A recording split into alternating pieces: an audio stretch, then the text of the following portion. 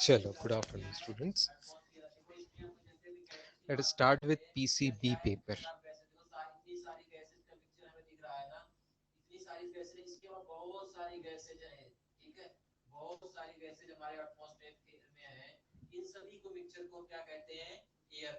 Question number 1 to 10. Any doubts, students? This is the paper. Question number 1 to 10. Any doubts?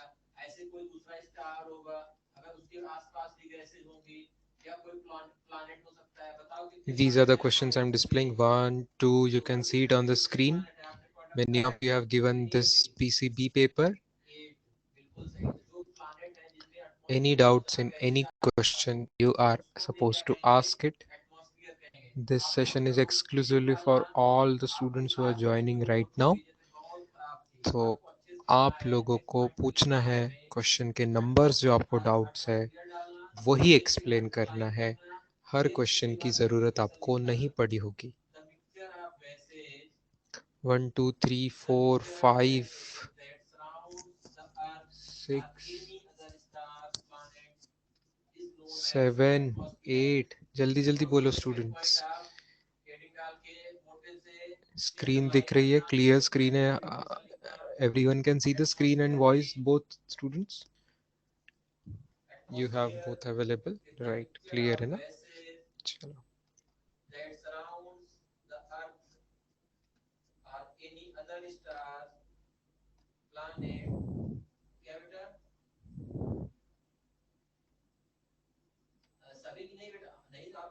ठीक है, 20 पे आता है. पहले 10 में किसी को कोई डाउट नहीं है? Are you sure everyone? Then you should have scored many marks. All of you should have scored many marks. अगर आपको पहले 10 में एक भी डाउट नहीं है, are you sure everyone is clear with all the first 10 questions?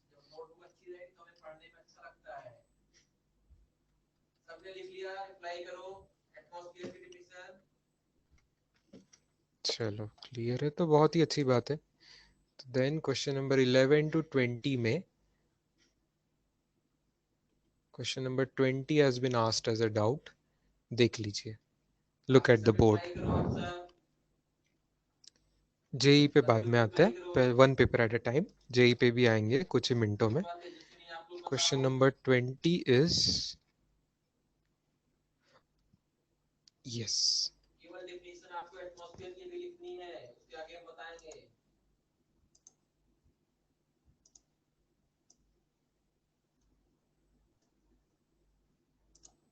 Next point आप लिखो.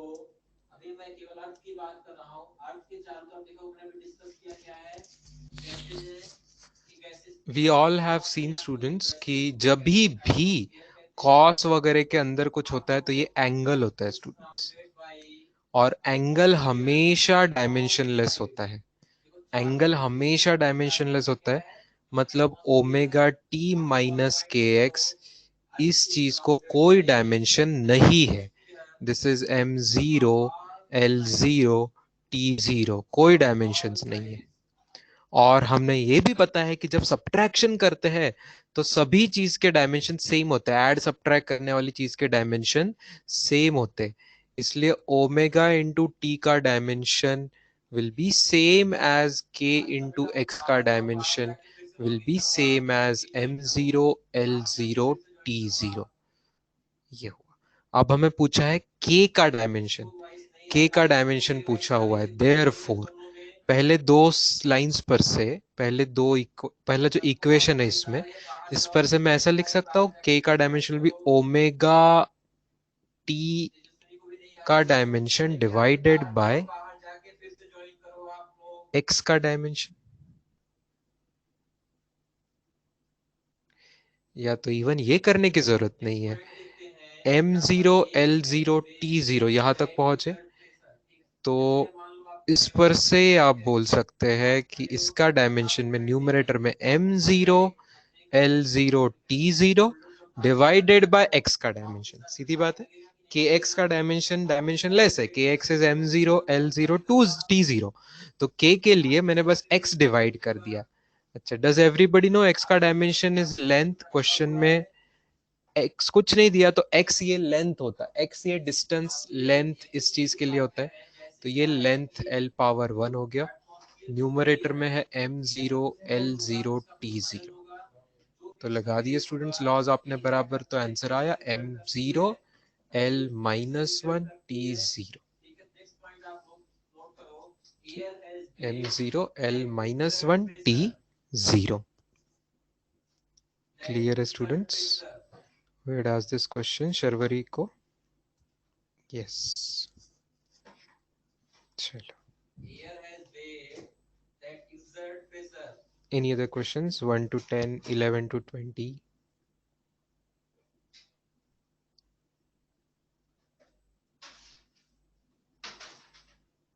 PCB, any other questions students? First 20 questions में? नहीं। 21 to 30? अच्छा 17 is there. अगले लिस्ट में 22 आया है, यहाँ पे 17th is the doubt. 17th is whose doubt? जय कुमार। देखो 17 क्वेश्चन पे जाते हैं back. Let us see what it is.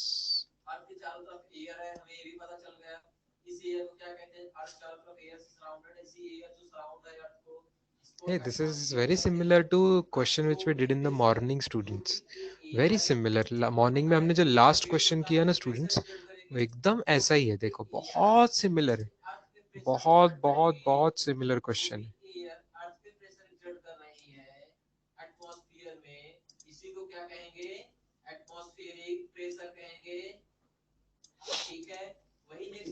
ध्यान दीजिए बोर्ड पे।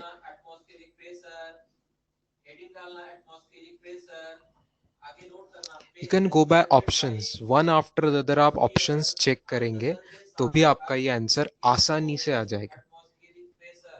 आपको चाहिए वेलोसिटी का। आज सुबह ही मैंने लिखा था ये एकदम, आई थिंक मुझे वो ये भी मिल जाएगा शायद। Let me just check. नहीं, वो सुबह के नोट्स यहाँ पे नहीं अवेलेबल है अभी। इट्स ओके, ठीक है, ये 12th वाले हैं।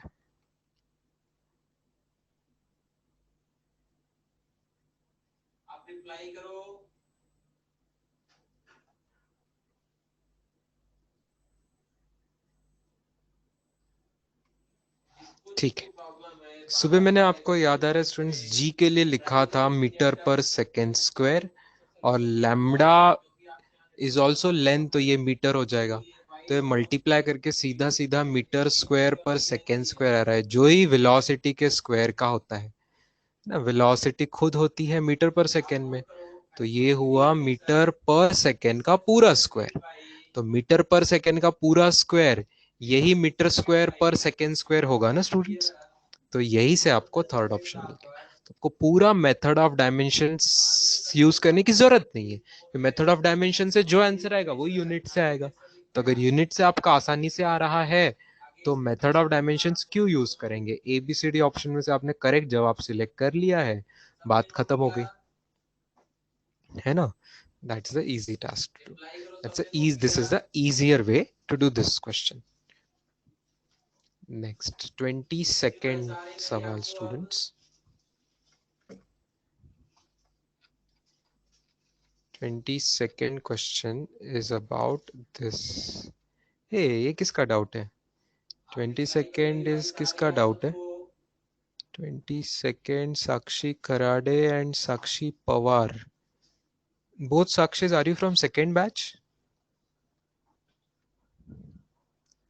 Sakshi, are you from second batch? Pawar Karade, yes. Okay, that means this might be missed in the class. देखो, क्या आप समझते हो Sakshi 1 metre is equal to 100 centimetre, ऐसा हम लिखते थे कि नहीं? ये यूनिट कन्वर्शन करते समय ऐसा हम लिख सकते हैं, राइट? यूनिट कन्वर्शन करते समय ऐसा लिख सकते हैं। तो बस इसी को, ये नंबर्स को ही बोलते हैं, this is number n1, this is number n2, okay. और ये है यूनिट u1, यूनिट u1, और ये है यूनिट u2।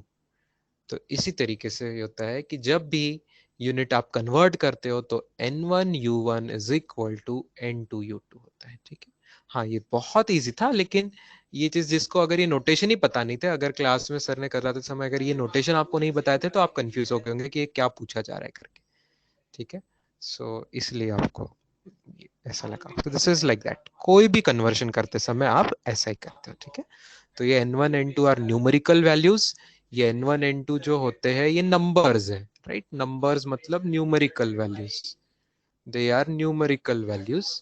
और ये जो U1 U2 है ये यूनिट्स होते हैं, okay? यूनिट्स होते हैं।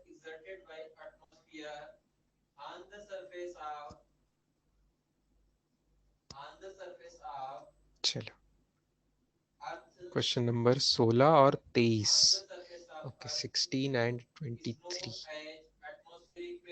16 देखिए स्टूडेंट्स,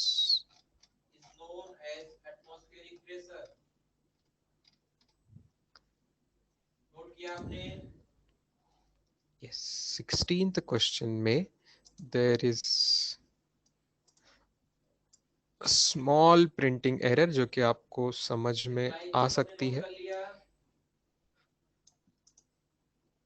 लेकिन मैंने मेरे बैच में क्लास में एक चीज बताई हुई थी कि इलेक्ट्रिक पावर जो होती है, पहले फॉर्मूला देख लीजिए, इलेक्ट्रिक पावर जो होती है that is potential difference into current, V into I, ऐसा होता है। और हम सब लोग स्कूल के टाइम से ओहम्स लॉ जानते हैं, तो ओहम्स लॉ के हिसाब से, ओहम्स लॉ के हिसाब से V divided by R, I होता है R, that is resistance. Therefore V होता है IR, V is equal to IR। तो इसी को आप V को अगर हम IR पुट कर देते हैं तो IR इंटू आई करके फॉर्मूला क्या बन जाएगा, I स्क्वायर R बन जाएगा। या तो हम V को वैसा ही रखे, V को वैसा ही रखे और I को लिख देते हैं, I को यहां से क्या लिख सकते हैं, I को लिख सकते हैं V बाय आर, I को लिख सकते हैं V बाय आर, तो यही formula V square by R ऐसा भी बन जाएगा। तो ये इलेक्ट्रिक पावर के अलग अलग फॉर्मूले, this we had talked about in the class. अब बस आपको यूनिट की बात करनी है। जब भी पावर है तो पावर का यूनिट ऐसा यूनिट होता है वॉट, ये हमें पता है, सवाल में वही पूछा है, वॉट के बारे में पूछा है। तो V किस में होता है स्टूडेंट्स, V इज पोटेंशियल, वो वोल्ट में होता है। I इज करंट, वो एम्पियर में होता है। तो वोल्ट इंटू एम्पियर तो होगा ही, watt is equal to ampere into volt तो होता है। हमें पूछा है नॉट इक्वल टू, हमें पूछा है नॉट इक्वल टू। अच्छा आगे देखिए, आई स्क्वायर आर से क्या मिलेगा, आई होता है, आई करंट तो होगा एम्पियर में उसका स्क्वायर, इंटू रेजिस्टेंस होता है ओहम में। तो थर्ड ऑप्शन में यहाँ स्क्वायर प्रिंटेड चाहिए था, that was a minor correction. ये आपको नहीं भी बोला गया होगा, ये करेक्शन आपको क्लास में नहीं पता है, तो भी आपको समझने की बात थी यहाँ पे कि एम्पियर स्क्वायर इंटू ओहम ही वहां पे है। क्यों, क्योंकि बाकी ऑप्शन देखने जाता है तो आपको क्लियर होता है कि फोर्थ ऑप्शन जो है, मान लो एम्पियर अपॉन वोल्ट, ऐसा फॉर्मूला ही नहीं है। Ampere upon volt is actually किसका यूनिट स्टूडेंट्स पता है, एम्पियर अपॉन वोल्ट किस चीज का यूनिट हो जाएगा, रेजिस्टेंस का उल्टा। रेजिस्टेंस होता है V बाय आई, ये उसका उल्टा है एम्पियर अपॉन वोल्ट। तो basically this is unit of conductance. याद आ रहा है स्टूडेंट, रेजिस्टेंस का उल्टा, रेजिस्टेंस के उल्टे चीज को रेसिप्रोकल को बोलते हैं कंडक्टेंस। तो ये कंडक्टेंस का यूनिट है स्टूडेंट्स, तो वो वॉट नहीं हो सकता। तो ये आपको टिक करना है। रही बात पहले ऑप्शन की, तो पहला ऑप्शन तो सबसे आसान है, क्योंकि पावर की basic definition even in the school time, power is work done per unit time, work divided by time. तो वर्क खुद होता है जूल में और टाइम होता है सेकेंड में। तो जूल पर सेकेंड भी वॉट है, ठीक है। तो जूल पर सेकेंड भी वॉट है, सेकेंड ऑप्शन का एम्पियर इंटू वोल्ट भी वॉट है, थर्ड ऑप्शन का एम्पियर स्क्वायर इंटू ओहम भी वॉट है।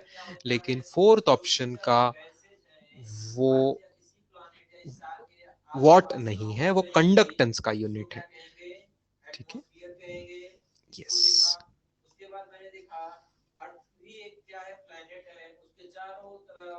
जिसी को मोह करके भी हम बोला करते थे। ओहम का उल्टा होगा ये, इसलिए यूनिट ऑफ कंडक्टेंस को MHO मोह करके भी बोलते हैं या सीमेंस करके भी बोलते हैं। ये वर्ड्स मैंने क्लास में बताए हुए हैं, जिनको पहली बार पता चल रहे हैं अगर, तो आपको ये लिख लेना है। मोह का उल्टा, ओहम का उल्टा मोह, ओहम का उल्टा मोह, ठीक है।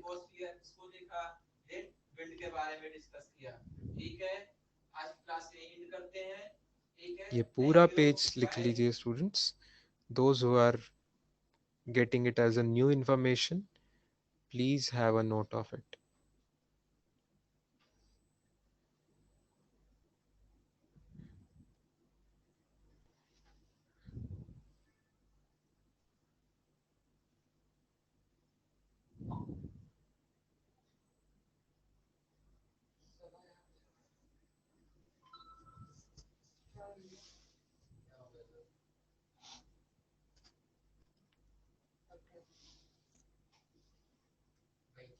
चलो,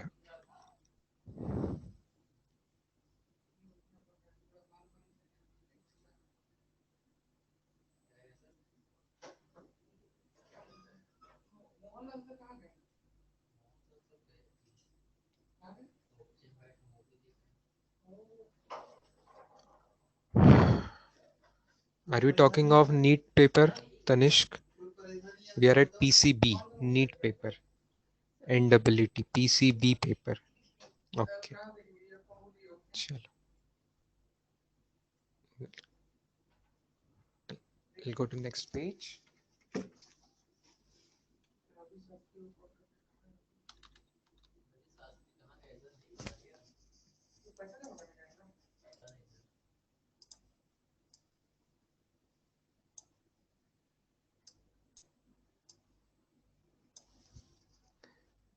See, जो जो चीज ऐड या सब्ट्रैक्ट की जाती है या इक्वेट की जाती है, it is going to have exactly same dimension, students, on same units also. तो अब यहाँ पे x ये जवाब मिला है 80 प्लस BT स्क्वायर करके, तो आपको सीधा समझना है कि x का, BT का और 80 स्क्वायर के सबके डायमेंशन सेम है। अच्छा, यहाँ x किस चीज में दिया है? x इज डिस्टेंस दिया हुआ है, x इज डिस्टेंस दिया हुआ है, बट किलोमीटर्स में दिया हुआ है, x इज इन किलोमीटर दिया हुआ है। और एक मिनट, राइट साइड में मैंने क्या गलत लिखा क्या स्टूडेंट्स? 80 और BT स्क्वायर ऐसा लिखना है ना क्वेश्चन में। x, फिर एक टर्म 80 है और एक टर्म है BT स्क्वायर। हमें b के पूछे हैं डायमेंशंस, हमें b के डायमेंशन पूछ के रखे हैं उन्होंने, तो b का यूनिट पूछ के रखा है तो क्वेश्चन मार्क दे देते हैं। टाइम की बात आ रही है तो टाइम सेकेंड में सवाल में देके रखा है, तो ये उसका टाइम का स्क्वायर क्या हो जाएगा? टाइम का स्क्वायर सेकेंड स्क्वायर हो जाएगा। तो सीधी बात है ना स्टूडेंट्स कि ये जो b का यूनिट है या b का जो डायमेंशन है वो x का डायमेंशन अपॉन टाइम स्क्वायर का डायमेंशन आएगा। तो यूनिट की भी अगर बात है तो इसका यूनिट किलोमीटर और डिनोमिनेटर का यूनिट सेकेंड स्क्वायर, तो आंसर क्या आएगा? Kilometre divided by second square, ठीक है। सो आंसर आएगा kilometre divided by second square, जिसी को km स्लैश, ये स्लैश नोटेशन भी डिवीजन के लिए ही है। क्लियर कोरडे तनिष्क? यस। क्वेश्चन नंबर 23 आया हुआ है, उसके बाद 31 आया हुआ है। ये होते ही इसके बाद हम PCM करेंगे। ये क्वेश्चंस होते ही, ये सबके लिए है, सभी क्वेश्चंस। तो आपकी प्रैक्टिस यही के यही हो जा रही है जितनी। क्वेश्चन नंबर 23 एंड 34 ना, 22 तक पहुंचे थे हम ऑलरेडी, 22 तक के डाउट्स हम ले चुके थे। 23, dimension of pressure is equal to, हाँ, तो प्रेशर होता है students force divided by area, ये सबको पता है। ये स्कूल टाइम से हमें पता है कि dimension pressure is force upon area. pressure is force upon area.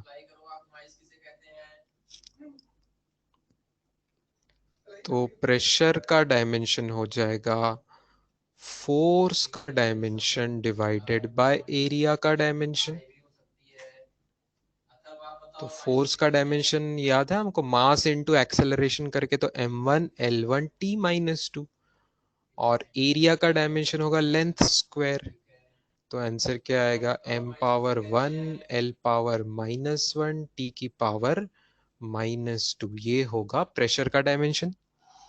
ठीक है, ऑप्शन में ध्यान देना, पहला option force divided by area नहीं है, फोर्स डिवाइडेड बाय वॉल्यूम है, तो ये तो आंसर हो ही नहीं सकता, फोर्स भी आंसर नहीं हो सकता।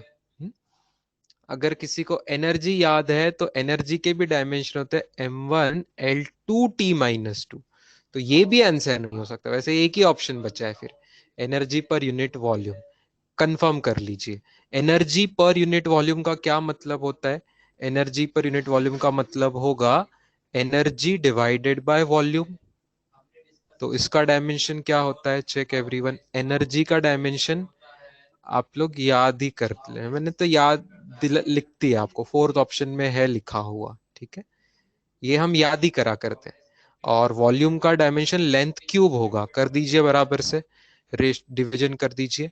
तो laws of indices, L to the power 2 minus 3, तो एल की पावर -1 हो गई, और ये आ गया, तो आ गया सेम आंसर।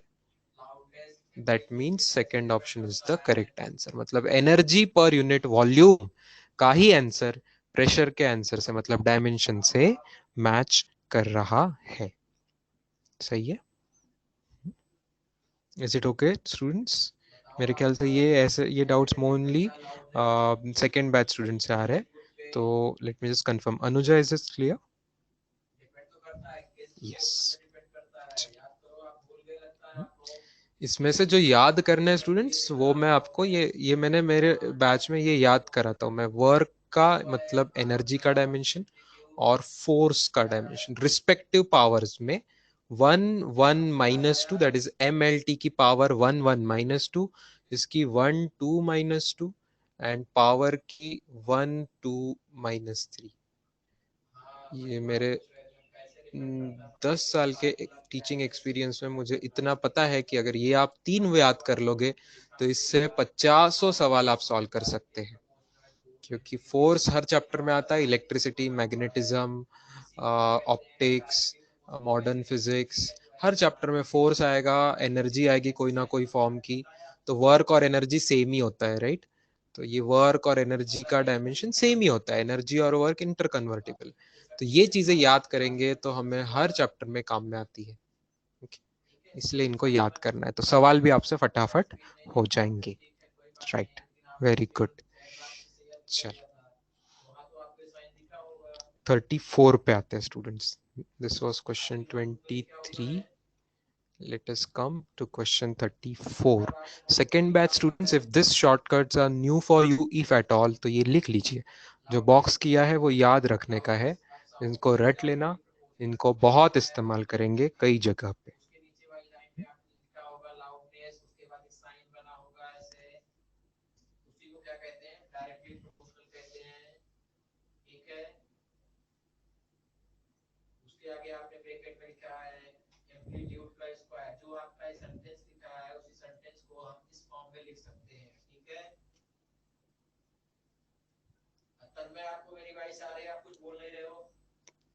ठीक, 34 and 44, let's come to next page, first 34, question number 34, here it is.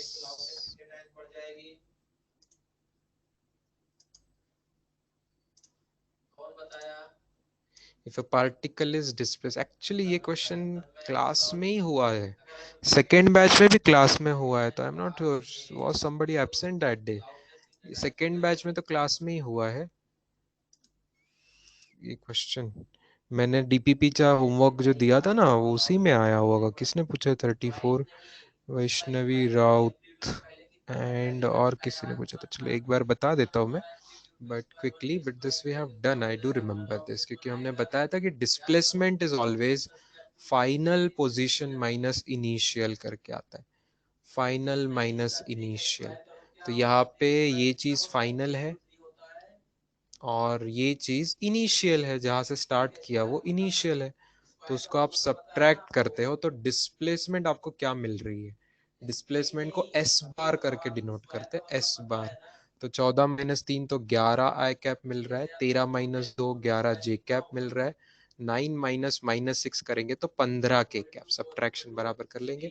और फोर्स भी सवाल में दिया हुआ है, force is 4 I cap plus 1 J cap plus 3 के कैप।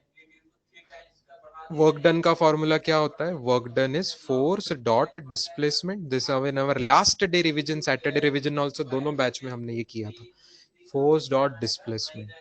तो डॉट प्रोडक्ट करते समय क्या आएगा, 11 इंटू 4 आएगा, फिर आगे 11 इंटू 1 आएगा यहाँ पे, प्लस 15 इंटू 3 आएगा, प्लस 15 इंटू 3 आएगा। ये कैलकुलेशन करके आपका इजीली 100 जूल आंसर इस सवाल का आता है। Yes, most important two things in this question are कि वर्क डन का फॉर्मूला याद होना चाहिए, force dot displacement, and displacement का फॉर्मूला याद होना चाहिए, final position minus initial position करके। बस ये दो फॉर्मूले जिनको याद है ये सवाल हो जाता है, सिर्फ कैलकुलेशन करना बाकी रहता है।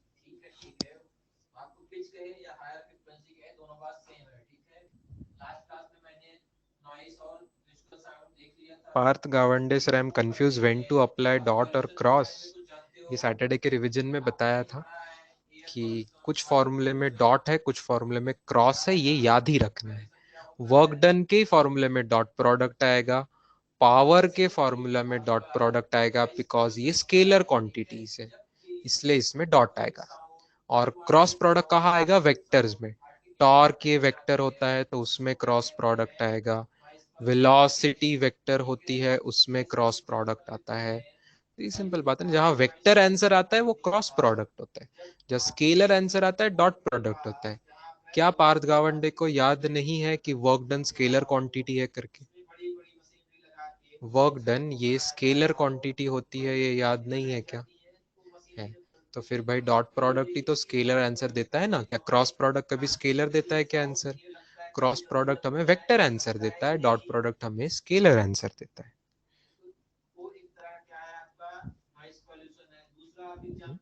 लिस्ट ऑफ स्केलर्स वेक्टर्स में we have written work is a scalar quantity, तो वर्क आएगा डॉट प्रोडक्ट लेके। ठीक, 31st सवाल भी पूछा जा रहा है, सो नेक्स्ट पेज 31st।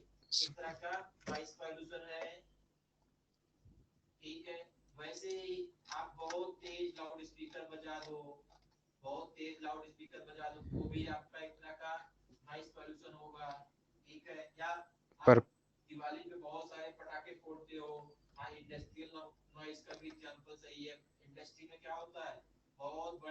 इसमें ये भी क्लास में किया हुआ है, कोई ना कोई बैच में मैंने ये सवाल किया हुआ है। आई थिंक ये फर्स्ट बैच में सवाल क्लास में किया गया था फ्रॉम द इंजीनियरिंग बुकलेट, और both booklets I think this question was there. यहाँ पे 0.5 है, ऑब्वियसली 0.5 है, तो अब यूनिट वेक्टर का मतलब होता है मैग्नीट्यूड 1 होना, यूनिट वेक्टर का मतलब होता है मैग्नीट्यूड 1 होना।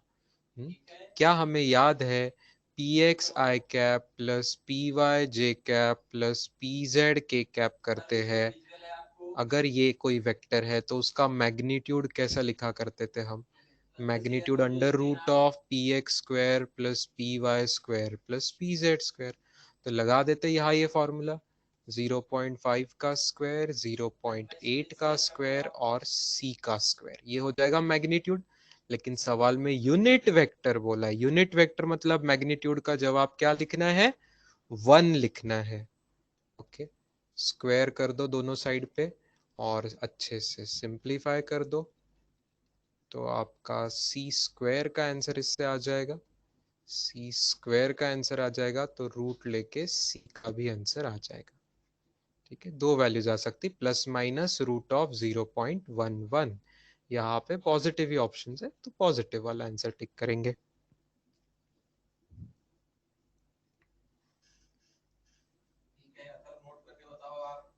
सार्थक वाघमारे से दो वेक्टर एक दूसरे को परपेंडिकुलर हो तो हम डॉट प्रोडक्ट जीरो करते हैं। हाँ, जीरो आता है। तो क्रॉस प्रोडक्ट का ऐसा कुछ करते हैं क्या? क्रॉस प्रोडक्ट का ऐसा कुछ करते हैं क्या? परपेंडिकुलर देखो, डॉट प्रोडक्ट निकालना आसान है सार्थक की क्रॉस प्रोडक्ट निकालना आसान है? बताओ which is easier? Dot product निकालना इजियर है, इसीलिए वो मेथड यूज करेंगे जब परपेंडिकुलर दिया रहेगा कोई। तो परपेंडिकुलर में डॉट प्रोडक्ट जीरो लेंगे। तो क्रॉस इसलिए नहीं यूज करेंगे क्योंकि क्रॉस उसमें थोड़ा टफ जाएगा, राइट? तो dot is always easy to find. तो जहां डॉट प्रोडक्ट अगर जीरो बन रहा है तो दैट इज वेरी, लॉटरी लग गई, आपका सवाल बहुत आसान हो गया। क्रॉस प्रोडक्ट कब लेंगे जीरो? क्रॉस प्रोडक्ट का आपको फॉर्मूला याद होना चाहिए। डॉट प्रोडक्ट के फॉर्मूला में आता है कॉस थीटा। कॉस थीटा कब जीरो आता है? 90 डिग्री पे जीरो आता है। तो थीटा अगर 90 डिग्री हो गया तो डॉट प्रोडक्ट जीरो आ जाएगा।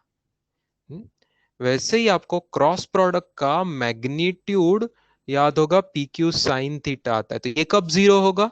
ये थीटा 0 डिग्री या 180 डिग्री, ये दोनों केसेस में थीटा 0 डिग्री या 180 डिग्री रहा तो क्रॉस प्रोडक्ट का मैग्नीट्यूड जीरो आएगा।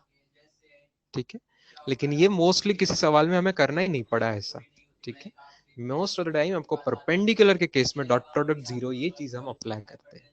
क्रॉस प्रोडक्ट जीरो होगा अगर एंगल 0 डिग्री है तो, अगर एंगल 0 डिग्री या 180 डिग्री है तो, मतलब पैरेलल के केस में और एंटी पैरेलल के केस में, पैरेलल एंड एंटी पैरेलल के केस में क्रॉस प्रोडक्ट जीरो आएगा और परपेंडिकुलर के केस में डॉट प्रोडक्ट जीरो आएगा। नहीं, डॉट प्रोडक्ट जीरो आने की बात कर रहे हो। ठीक है, जीरो आंसर किसी ने पूछा तो इसकी बात कर रहे हैं, जीरो कब आता है डॉट प्रोडक्ट क्रॉस प्रोडक्ट का, ये आंसर की ये बात चल रही है। चैट बॉक्स पे जो पूछा गया था उसका ये जवाब। ठीक, शॉर्टली 40वां क्वेश्चन और फिर 44वां क्वेश्चन एक्सप्लेन करना है। Question number 40 in short and then 44। 40 is,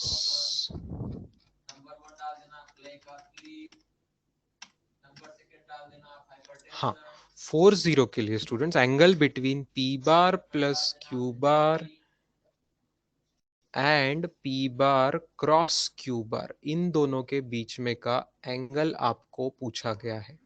angle क्या आएगा? इसकी समझने की बेस्ट मेथड ये है स्टूडेंट्स, देखिए ध्यान से।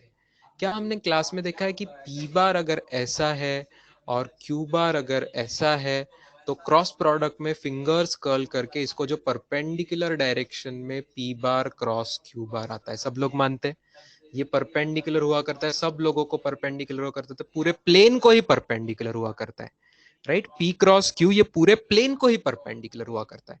अब सवाल में क्या पूछ रहे हैं? P bar plus Q bar. भाई P bar plus Q bar तो हम कैसे निकाला करते थे? एडिशन के लॉ से निकाला करते थे। तो ऐसा पैरेललोग्राम कंप्लीट हो जाएगा students, tail to tail join किया तो पैरेललोग्राम कंप्लीट हो जाएगा। तो उसका जो डायगोनल आएगा वो रिजल्टेंट आएगा। ये जो रेड कलर का वेक्टर है ये आएगा P bar plus Q bar. तो क्या वो भी प्लेन में ही है स्टूडेंट्स? वो भी उसी प्लेन में है कि नहीं? पूरा पैरेललोग्राम जिस प्लेन में है उसी प्लेन में ये आंसर भी है ना, in same plane. It is in the same plane, जिस प्लेन में पी बार है जिस प्लेन में क्यू बार है उसी प्लेन में पी बार प्लस क्यू बार है। तो क्या पूरा वो खड़े वेक्टर को परपेंडिकुलर नहीं है क्या? वो उसको भी परपेंडिकुलर है। ये पी बार क्रॉस क्यू बार जो है परपेंडिकुलर टू पूरा प्लेन ही है, पूरे प्लेन को ही परपेंडिकुलर है। तो जो लाल कलर का वेक्टर भी प्लेन में है उसको भी ये परपेंडिकुलर होगा। तो answer will be 90 degrees. Clear है?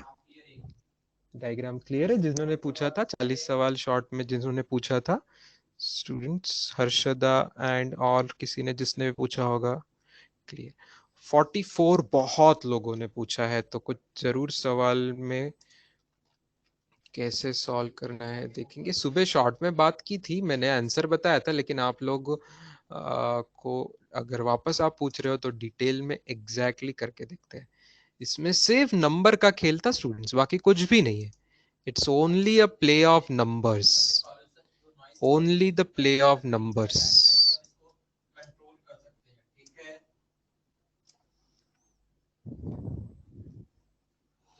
जस्ट पुट कर देना आपको a bar minus two B bar plus 3c bar पूछा है।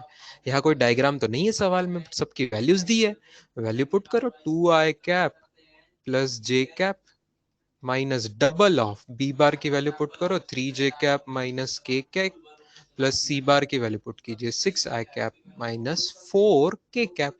जैसा सवाल में दिया है वैसे के वैसे वैल्यू पुट करी, सॉल्व करते हैं। 2i कैप को वैसा ही रखा, j कैप को वैसा ही रखा। यहाँ पे देखिए डबल बाहर का अंदर चला जाएगा तो क्या देगा, 6j कैप देगा, और यहाँ माइनस 2k कैप देगा। और ये चीज क्या बन जाएगी ब्रैकेट में, 3 6 18 i cap minus 3 4 12k cap. अब आई की टर्म एक साथ ले लीजिए, 2i और यहाँ 18i तो बन गया 20i कैप। वैसे ही जे जे की टर्म एक साथ ले लेते हैं, जे यहाँ पे है, जे यहाँ पे है, 1j माइनस 6j हो गया माइनस 5j। और के की टर्म एक साथ ले लेते हैं, यहाँ पे माइनस माइनस करेंगे तो प्लस के है, प्लस 2k, माइनस माइनस मतलब प्लस 2k। और यहाँ माइनस 12 तो प्लस 2 माइनस 12 तो माइनस 10k कैप। ये होना चाहिए प्रिसाइज आंसर, जो कि एग्जैक्टली कहीं ऑप्शन में नहीं था। That's why I told you the closest option you have to select when the question is not giving the perfect answer. Closest option आपको सिलेक्ट करना है। तो एक ही आपको ऑप्शन दिख रहा है, सेकंड ऑप्शन, जहां पे ये दोनों तो भी मैच हो रहा है, भले ये ना मैच हो रहा हो बट ये दोनों मैच हो रहा है, इसलिए सेकंड ऑप्शन टिक करना आपको एक्सपेक्टेड था। प्रिसाइज जवाब ये है जो यहाँ पे लिखा हुआ है। Is it okay students, clear?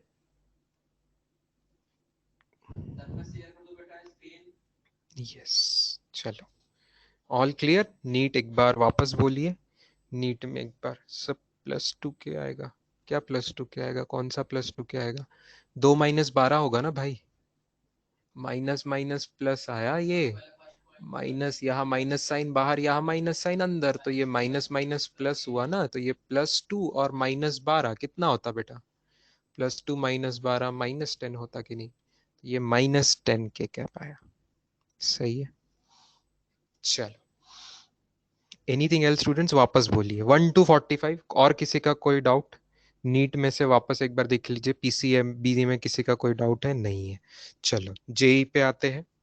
JEE के पेपर का मतलब PCM paper, that is JW paper के डाउट नंबर क्या क्या आ रहे हैं एक साथ देख लेते हैं। 15 16 21, 15 16 21, 5 2 8 10, 2 5 8 10 15 16 21 और 22, इतने डाउट्स आपको आए हुए हैं।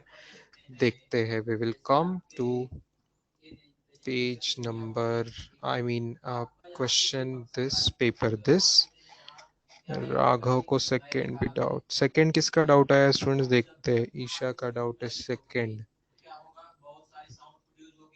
ये तो क्लास में किया नहीं है क्या स्टूडेंट्स, हमने this we have done in the class है, this is precisely done in the class. Even second batch में किया है क्या, फर्स्ट बैच में तो किया ही होगा, सेकंड बैच में भी किया हुआ। This is done in both the batches यार, है ना, this is done in both the batches I am sure. तो please refer back, you will find this in the videos, दोनों बैचेस के वीडियोस में आपको ये मिलेगा, तो इसको रिपीट नहीं करते। फिफ्थ फिफ्थ फिफ्थ फिफ्थ किया ना रे मैंने सुबह, फिफ्थ दोनों मेथड से बताया ना बच्चों। फिफ्थ नहीं, कुछ और पूछा था क्या? हाँ फिफ्थ के बाद seventh somebody is asking, seventh somebody is asking, fourth also, fourth किसका डाउट है भाई? श्री उद्यान भोस, श्री उदयन,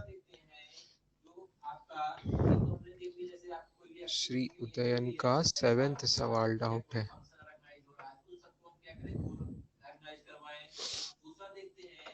श्री उदयन सेकेंड बैच में है स्टूडेंट, ये ठीक है।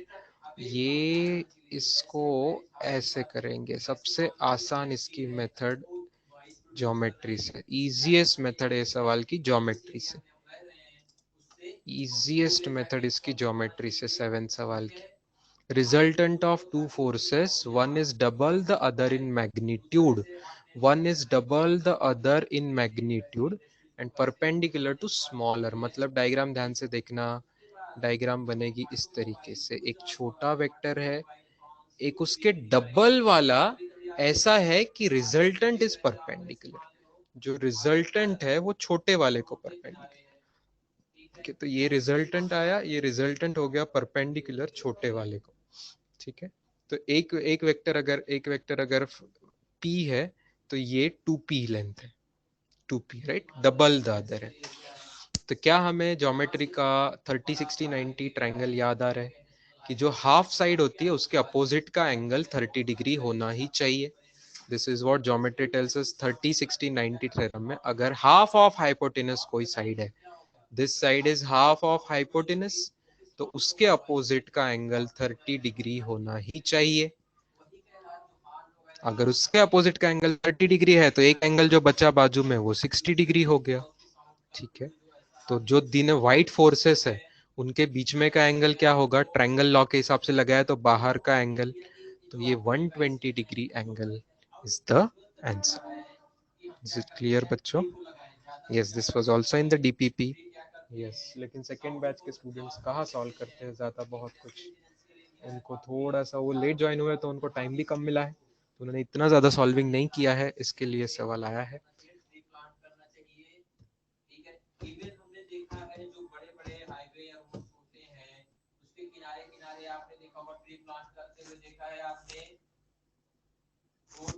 चलो पीसीएम का 8th क्वेश्चन देखते हैं अभी।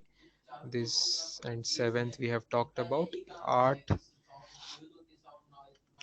8 नंबर सवाल में क्या है, angle with of this force with the Z axis students.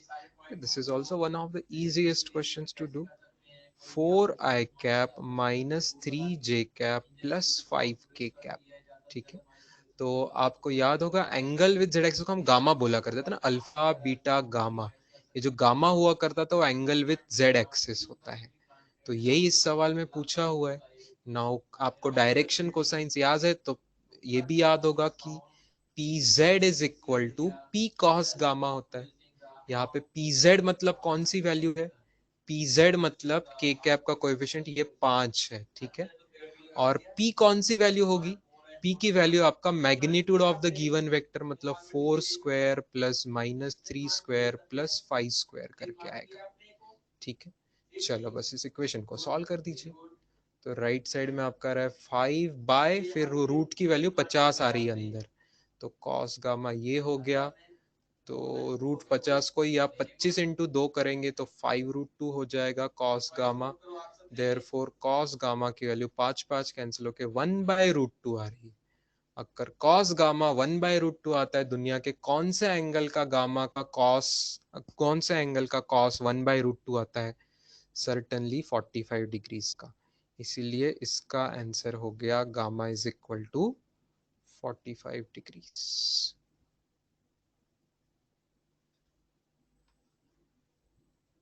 Clear?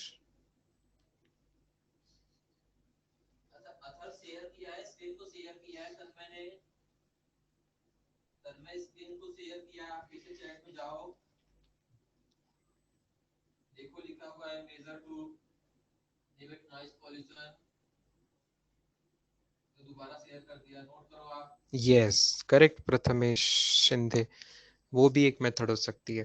आप दूसरे वेक्टर को के कैप वेक्टर लेके डॉट प्रोडक्ट करके भी ये सवाल बिल्कुल सॉल्व कर सकते हैं। एब्सोल्युटली करेक्ट, बिल्कुल कर सकते हैं। yes. चलो उसके अलावा आगे कौन सा 10th वाला डाउट आया है, इसका 10th वाला डाउट आया हुआ है क्वेश्चन नंबर 10। अरे क्वेश्चन नंबर 10 भी वन ऑफ द इजीएस्ट सवाल है। अगेन आई बिलीव ये एनीवेज, इसमें दिया हुआ है p bar is a bar minus b bar, p bar is a bar minus b bar लेकिन P is equal to A plus B. तो theta पूछा हुआ है, थीटा पूछा हुआ है। अगर किसी को सीधा सीधा इमेजिन हो गया कि सब्ट्रैक्शन की मैक्स वैल्यू अपोजिट में आती है तो सीधा 180 डिग्री को टिक करेंगे, ठीक है। और अगर किसी को ये नहीं सोचा तो उसको वेक्टर सब्ट्रैक्शन वाला फॉर्मूला याद आना चाहिए, under root of A square plus B square minus 2ab cos theta, ये फॉर्मूला है, ठीक है। तो अब दोनों साइड दोनों फॉर्मूला को इक्वल कर दीजिए, ये फॉर्मूला और ये फॉर्मूला को इक्वेट कर दीजिए और स्क्वायर कर देंगे, दोनों साइड का मैं स्क्वायर कर दूंगा। तो क्या आप समझ सकते हो, a प्लस बी का whole square is equal to A square plus B square minus 2ab cos theta, ऐसा होगा।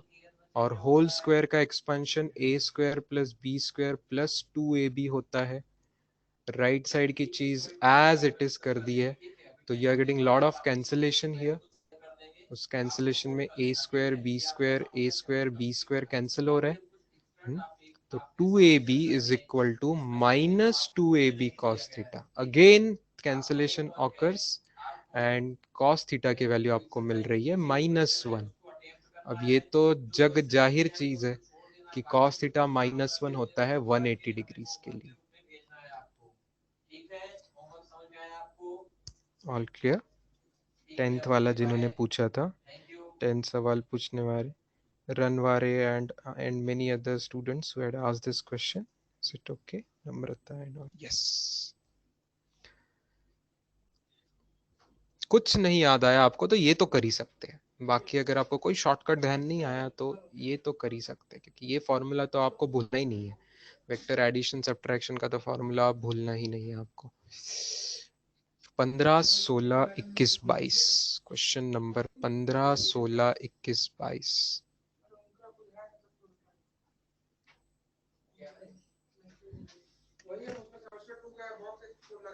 Engineering question number 15। हाँ, ये 15 सेकेंड बैच वालों का ही मैंने डाउट होगा अगेन दिस। इसमें भी क्या है कि जो भी पावर के अंदर चीज होती है स्टूडेंट्स, उसको डायमेंशन नहीं होते। जैसे हमने देखा एंगल को डायमेंशन नहीं होते, वैसे कोई भी चीज जो पावर में है तो उसको डायमेंशन नहीं होंगे।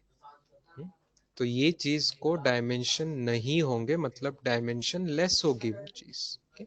मतलब अल्फा का और टाइम स्क्वायर का डायमेंशन आप करेंगे तो ये m0 l0 t0 होगा, और ये इसका डायमेंशन टाइम का स्क्वायर है, तो उसको दूसरे साइड शिफ्ट कर दीजिए, डिवाइड कर दीजिए, तो आपका answer m0 l0 t to the power -2 आएगा। ये पहली ही स्टेप अगर नहीं पता थी आपको तो ही आपको ये जवाब नहीं आएगा। आपको अगर ये रूल नहीं पता है कि पावर के अंदर डायमेंशन लेस होनी चाहिए हर चीज, तो ही आपको नहीं आएगा। जिनको ये रूल पता है उनको ये सवाल आ ही जाएगा। अब 16th question, 16th question, 16th one students. अरे ये भी ऐसी ही बात है बच्चों, हर टर्म का डायमेंशन इक्वल होता है A T B by T and C, ऐसा है A T B by T and C. तो v is equal to A T plus B by T plus C. तो जो जो चीज को ऐड करा है सबके डायमेंशन इक्वल होंगे, तो v हो उसका ही डायमेंशन ए टी होगा, उसका ही डायमेंशन बी बाई टी होगा, और उसी का डायमेंशन सी के डायमेंशन से इक्वल होगा। अब मुझे मत बोलिए कि वेलोसिटी के डायमेंशन आपको नहीं आते, आते हैं ना सभी को, वेलोसिटी के डायमेंशन आते हैं। वेलोसिटी मीटर पर सेकेंड में तो l पावर 1 t पावर -1, तो भाई c का भी डायमेंशन वही आ गया, c का भी डायमेंशन वही आ गया, राइट। रही बात a के डायमेंशन की, तो a के डायमेंशन के बाजू का a के साथ जो टाइम है t वो डिवाइड हो जाएगा इस बार, तो वो डिवाइड होने की वजह से और एक टाइम की पावर कम हो जाएगी, तो ये आ जाएगा। और b का निकालते समय एक टाइम मल्टीप्लाई हो जाएगा, तो t की पावर 0 आ जाएगी उसमें।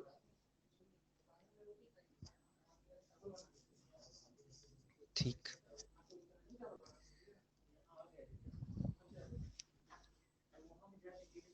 अभी भी किसी को नहीं समझ आया तो वापस पूछ सकते हैं। बेसिक कॉन्सेप्ट इसका एकदम इजी है। प्रिंसिपल ऑफ होमोजिनिटी से कहते थे हम कि जिस जिसको इक्वेट करते, ऐड करते, सब्ट्रैक्ट करते, हर एक का डायमेंशन सेम होता है। इसके बाद आई क्वेश्चन नंबर 21 और 22। यस, 21-22 में थोड़ा दम है। 21-22 में थोड़ा दम है, 21 में तो है। मुझे लेट अस सी।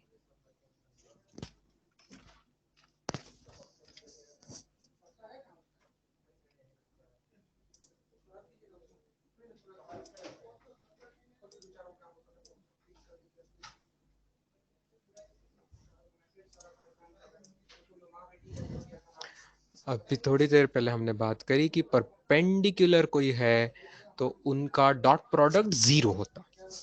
ठीक है, क्रॉस प्रोडक्ट कुछ और आता होगा लेकिन डॉट प्रोडक्ट 0 आता है, ये बात तो इजी है और पक्की है कि परपेंडिकुलर तो v1 वेलोसिटी v2 वेलोसिटी का डॉट प्रोडक्ट 0।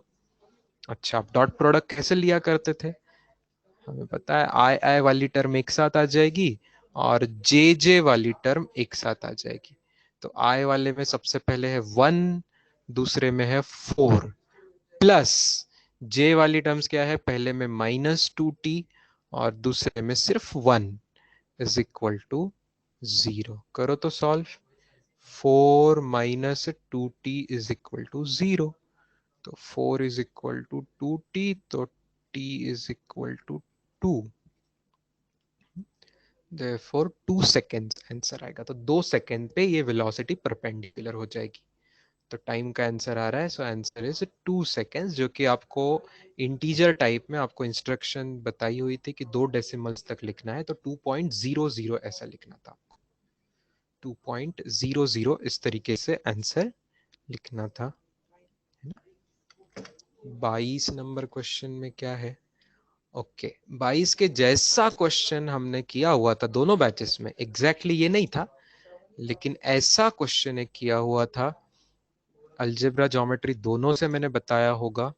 यहाँ पे मैं जो इजीएस्ट मेथड है वही बताता हूँ। उस सवाल में ज्योमेट्री आसान पड़ती। पहले मैं दो ही वेक्टर्स ले रहा हूँ स्टूडेंट्स, ये 10√2 और 10√2 वाले, 10√2 और 10√2 वाले, इनको जब ऐड करेंगे तो पैरेललोग्राम लॉ हो जाएगा और यहाँ पे पैरेललोग्राम स्क्वायर बन जाएगा। तो स्क्वायर का डायगोनल का आंसर क्या आएगा? डायगोनल की लेंथ क्या आती स्क्वायर के? स्क्वायर के डायगोनल की लेंथ ये साइड मल्टीप्लाइड बाय √2, साइड से भी बड़ी तो साइड मल्टीप्लाइड बाय √2, तो ये आ गया 20। तो आपका डायगोनल ही 20 आ गया।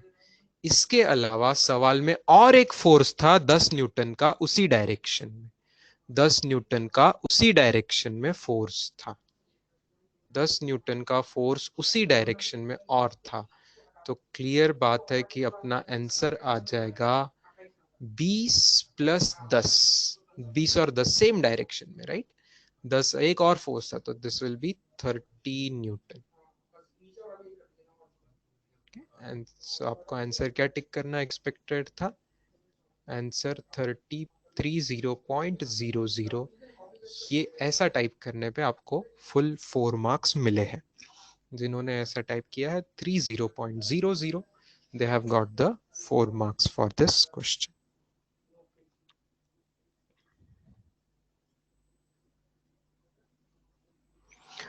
गावंडे पार्थ, पार्थ गावंडे ने 21 पे अटक गया हो कि सर आपने बोला वेक्टर एंड वेक्टर के लिए क्रॉस प्रोडक्ट लेते, तो यहाँ पे आपने डॉट प्रोडक्ट क्यों लिया?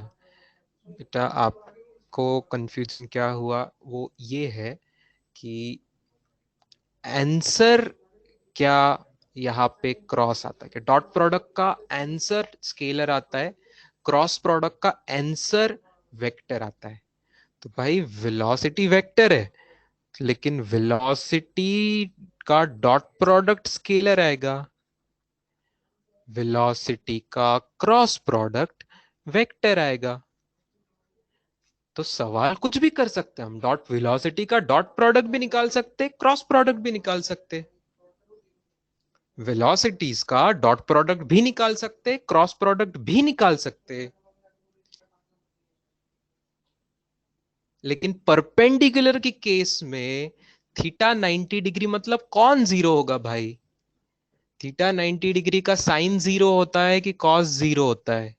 कॉस 90 डिग्री जीरो होता है कि साइन 90 डिग्री जीरो होता है? गावंडे, 90 डिग्री का कौन जीरो होता है? जिसने सवाल पूछा है उससे जवाब आना चाहिए। 90 डिग्री का कौन जीरो होता है? साइन जीरो होता है कि कॉस जीरो होता है?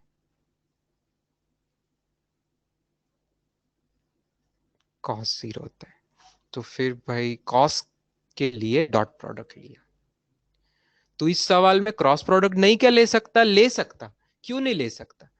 V1 बार क्रॉस V2 लेना भाई, तुझे कौन मना कर रहा है, लेकिन उससे आंसर नहीं आएगा, उससे कुछ और सवाल का आंसर आएगा, जो पूछा है उसका जवाब नहीं आएगा।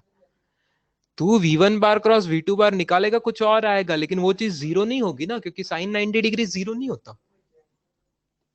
तो तुझे किसी को जीरो करके आसानी से इक्वेशन बन रहा है, तो तुझे क्या तकलीफ है?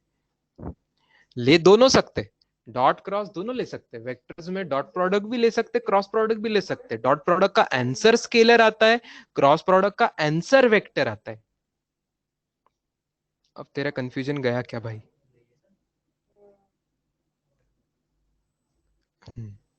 चलो 23 भी बता दो एक बार, और 25। चलो 23 और 25, position vectors of two balls. 23 को आपको करना था डिस्टेंस, मतलब डिस्टेंस फार्मूला। आपको याद है पोजीशन वेक्टर कैसे लिया करते हैं? कोऑर्डिनेट से हम लिया करते थे।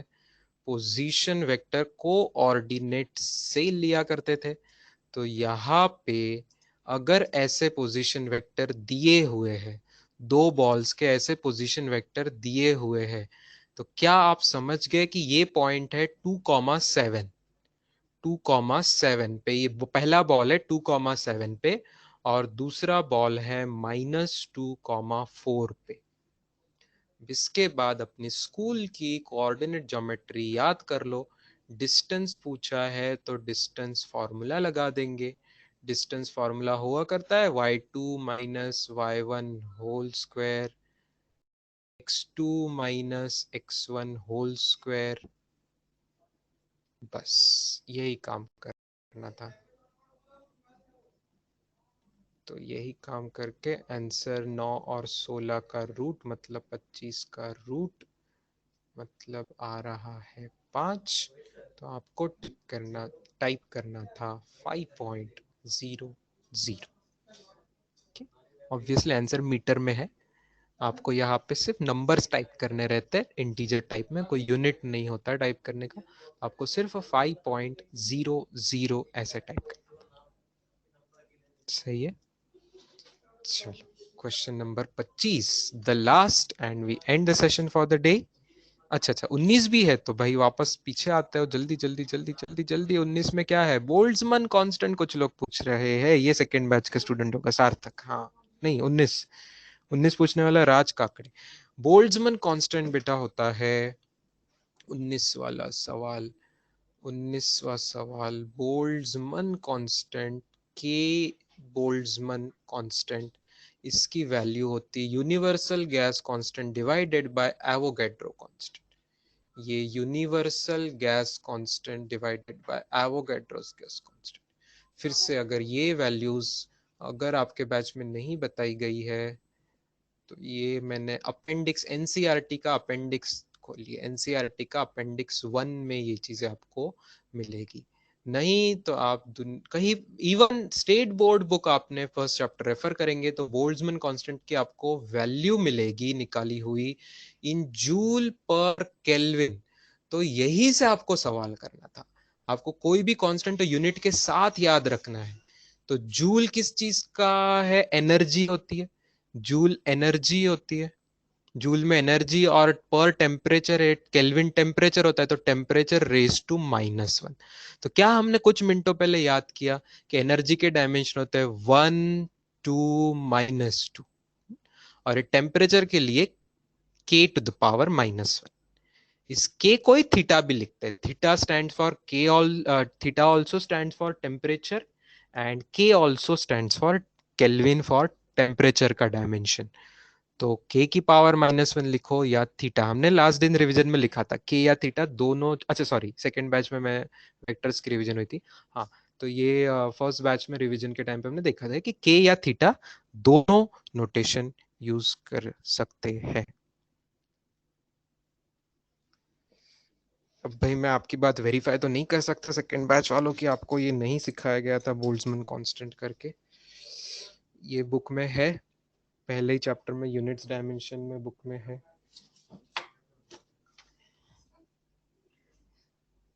यूनिट से समझ गया स्टूडेंट्स, यूनिट से भी समझ गया, चलो ठीक है। पहले बैच में तो बोल्ट्जमैन कांस्टेंट आपने कितनी बार किया होगा स्टूडेंट्स, मुझे लग रहा है 5-6 बार किया होगा बोल्ट्जमैन कांस्टेंट। सबसे पहले मैं किया था बोल्ट्जमैन कांस्टेंट की वैल्यू, इवन हम जो केल्विन की डेफिनेशन है उसमें भी रिवाइज किया था, कई बार कर चुके। Many times this has been done. Boltzmann constant, this is one of the very important constant. Basically many such constants are important. Rydberg constant, Boltzmann constant, Planck's constant, universal gas constant, gravitational constant, Avogadro's constant, सब constant अच्छे से use में आते हैं तो याद करने हैं। लास्टली क्वेश्चन नंबर 25 पे आ रहे हैं, question number 25। Resultant is perpendicular to 6 newton. चलो ये सवाल भी बहुत आसान हो जाता है, डायग्राम से ही आपको देखना है 6 और 10 का रिजल्टेंट। 6 और 10 का जब रिजल्टेंट परपेंडिकुलर है मतलब डायग्राम आपकी राइट एंगल ट्रायंगल की बनने वाली है। ये रिजल्टेंट आपका जो है ये परपेंडिकुलर है, किस वाले को परपेंडिकुलर, छोटे 6 वाले को परपेंडिकुलर है, और आपका हाइपोटेन्यूस 10 है, तो क्या पाइथागोरस नहीं लगा दूं मैं, तो पाइथागोरस से आर स्क्वायर प्लस 6 का स्क्वायर इज इक्वल टू 10 का स्क्वायर, देयरफॉर आर स्क्वायर का आंसर आ जाएगा 10 स्क्वायर 100 माइनस 6 स्क्वायर 36 मतलब 64। तो R का आंसर आ गया √64 मतलब 8, और 8 जवाब आ गया, तो फुल मार्क्स मिलेंगे 8.00 टिक करने पे, टाइप करने पे। All clear guys, everyone? चलो फैंटास्टिक, गुड। अभी भी कोई बहुत शर्माने वाले स्टूडेंट्स बचे होंगे, तो ऐसे सब के लिए मैं और 2-3 मिनट रुकूंगा। Students can start exiting.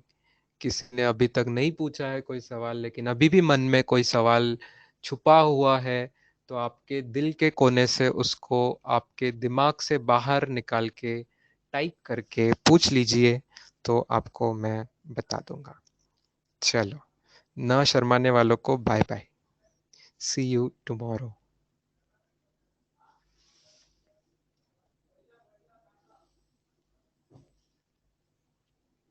Yes, welcome students, bye.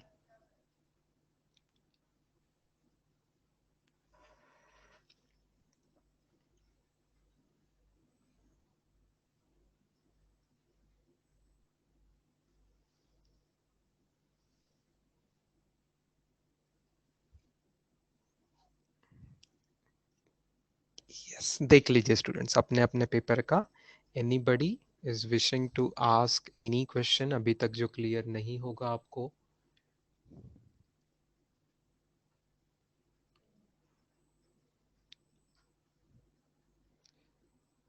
Any questions? All 45 questions of PCB, all 25 questions of JEE PCM.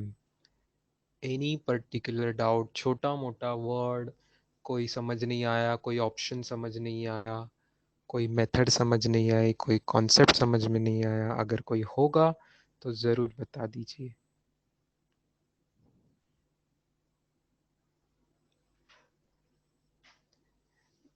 Tanish, did you ask sixth already some time back? You asked sixth of which paper? You asked sixth or something of. So sixth question was of NEET. नहीं नहीं नहीं, ये नहीं पूछा गया था, चलो ठीक है भाई, ग्राम पर सीसी का आपको एमकेएस यूनिट में करना है। ये सवाल है, 0.5 ग्राम पर सीसी को करना है एमकेएस यूनिट में। चलो ध्यान से देख लो, ये 0.5 ग्राम पर सीसी, इसके लिए आपको पहले पता होना है कुछ बेसिक्स कि केजी और ग्राम का क्या कन्वर्शन है। तो 1 kg 1000 ग्राम होता, मतलब 10 to the power 3 ग्राम होता। ये एक चीज। दूसरी चीज पता होनी चाहिए, मीटर क्यूब को सीसी में करते हैं तो 100 सेंटीमीटर का क्यूब हो जाएगा, मतलब 10 स्क्वायर सेंटीमीटर का होल क्यूब हो जाएगा, मतलब 10 to the power 6 cm cube हो जाएगा। ये cm क्यूब जो होता है बेटा, इसी को सीसी बोलते हैं, क्यूबिक सेंटीमीटर, तो इसी को सीसी बोलते हैं, 10 to the power 6 cc।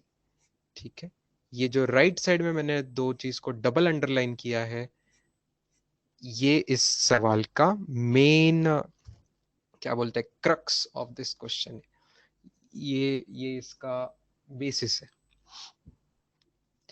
अब आगे क्या करना है, अब आपको आगे जो कन्वर्शन करना है सवाल में, देखते हैं क्या करेंगे। 0.5, अब ग्राम को मैं केजी में कैसे लिखूं? अगर 1 kg is 10 to the power 3 ग्राम, मतलब ही 1 ग्राम को लिखना पड़ेगा 10 to the power -3 kg। तो ग्राम को लिख दिया केजी में 10 to the power -3 kg।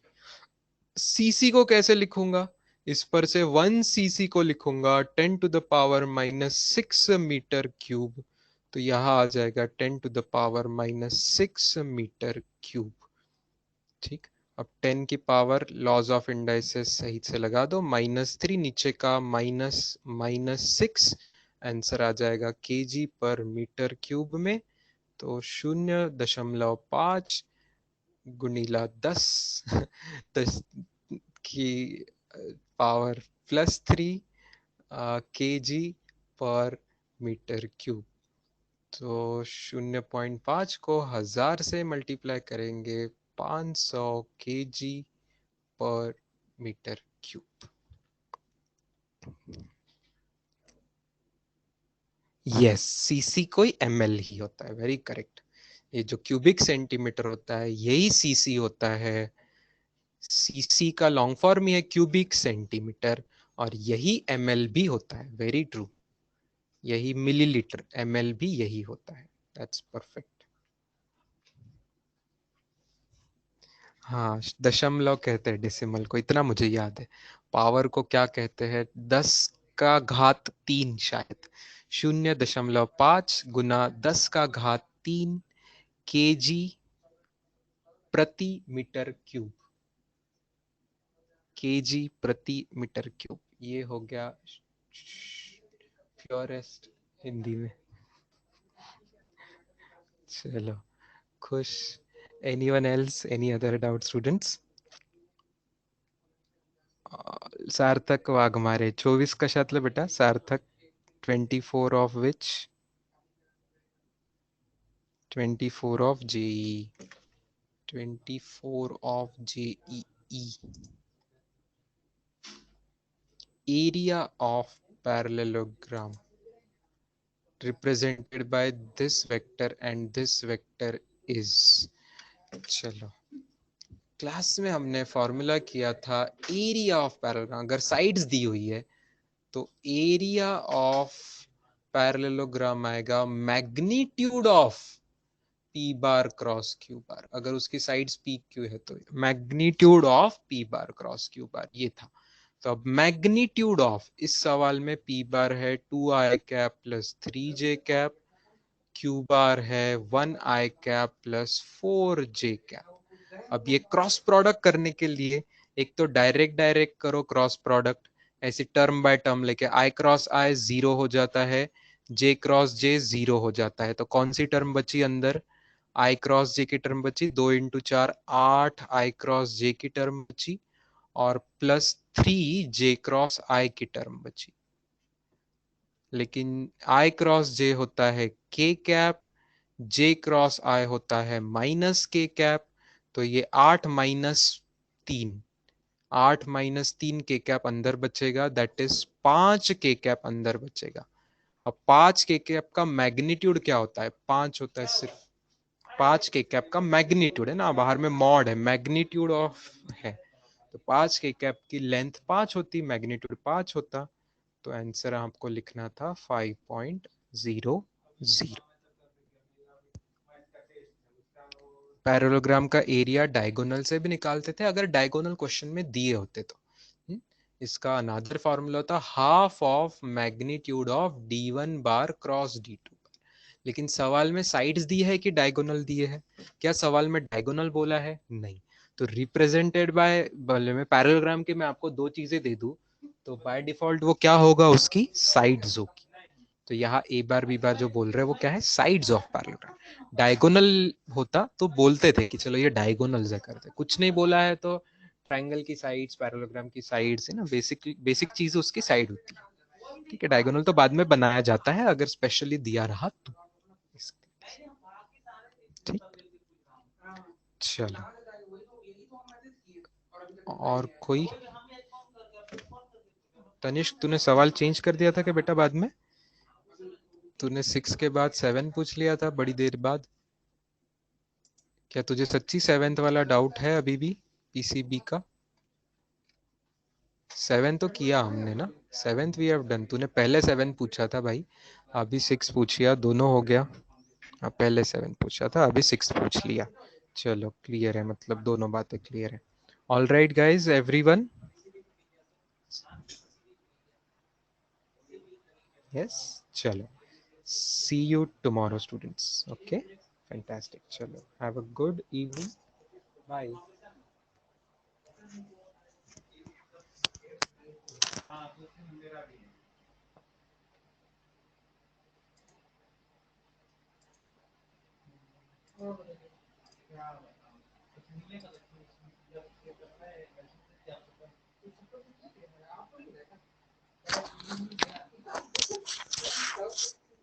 Tomorrow's timing 8 to 9:30.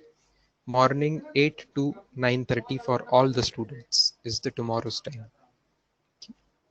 Yes.